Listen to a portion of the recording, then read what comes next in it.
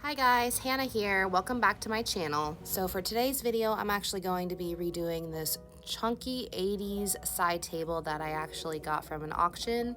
To be honest, my mom actually picked it up thinking that my sister would want it. She didn't want it. Honestly, I didn't love it, but I knew that wood top had some potential. Before I start painting any piece, I always have to clean it, and my cleaner of choice is Crud Cutter. I like to use this because it is a degreaser and it's also biodegradable, so it's environmentally friendly.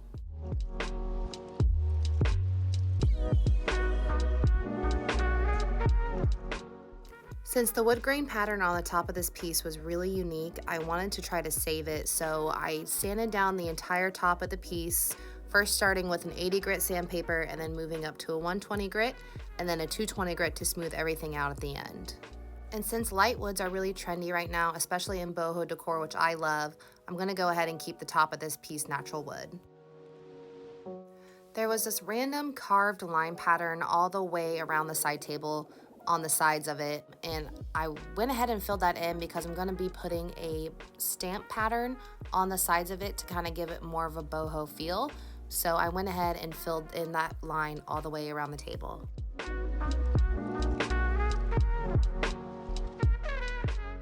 I decided to paint this piece in earthy orange color. The color is actually called Gingerbread by Junk Monkey Paint Company. And I decided to go with this color because the earthy tones are really trendy right now, especially in boho decor. And I also have never painted an entire piece orange, so I wanted to go ahead and try it out and see how these pieces sold. And I did 2 coats of paint all over the piece for full coverage.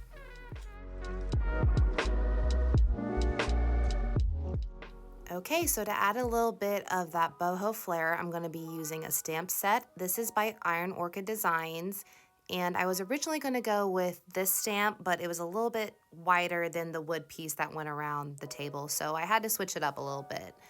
So I decided to go with 2 different borders. I did this one and then a little smaller one underneath. So to get the color onto your stamp, I'm just using a black ink pad from Iron Orchid Designs, and you just pat it all over the stamp just like so, and just make sure that all the ink is evenly applied all over your stamp.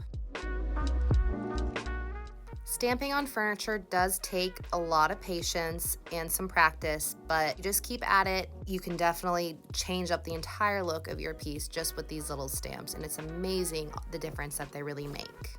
Once you get your stamp laid down, it's really important not to move it or shift it in any way because that's how smudges happen. I just like to gently tap it to make sure all the image is transferred, and then there you go, you have a clean stamp. Then you just repeat the stamping process until you have a full border just like this. And then this is the little border I added underneath it just to give it a little bit more of a boho flair, and plus I needed to cover up that line space that we filled in earlier. Okay, now it's time to address the top. While I do love how it sanded down, I wanted to lighten it up just a little bit more, so I'm going to do a paint wash. To do this, you just add water and a little bit of paint. I don't really have any certain, ratio to it. A lot of people say a 1-to-1 ratio. I just dip my paintbrush in my paint and then swoosh it around in water just like this, and it tends to work pretty good.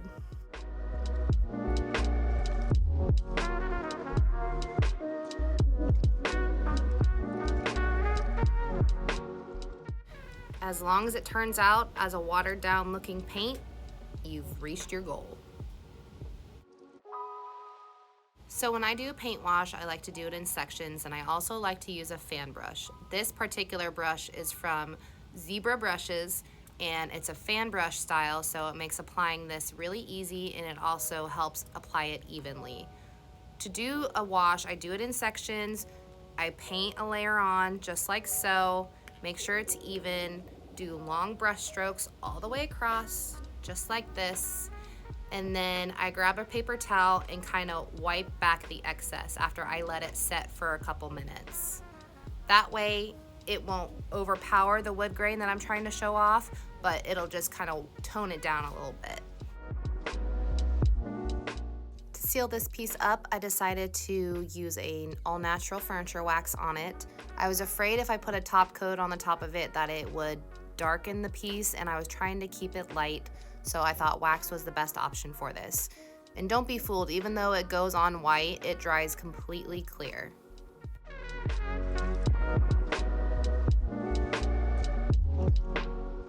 As you can see, the wax did deepen the color just a little bit, but this is natural with chalk paint, and it usually gets darker when you seal it with anything.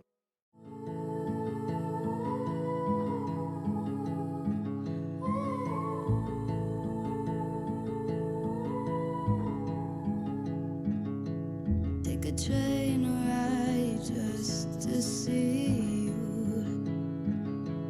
Ride for hours just to please you. You don't know how much I need you, 'cause you're my home away from home, away from home, away from being alone.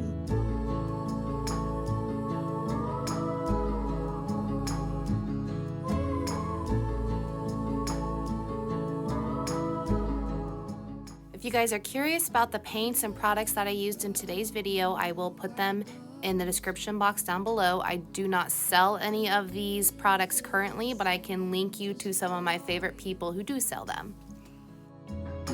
I hope you guys enjoyed today's video. If you have any questions about this look, feel free to leave them in the comments below.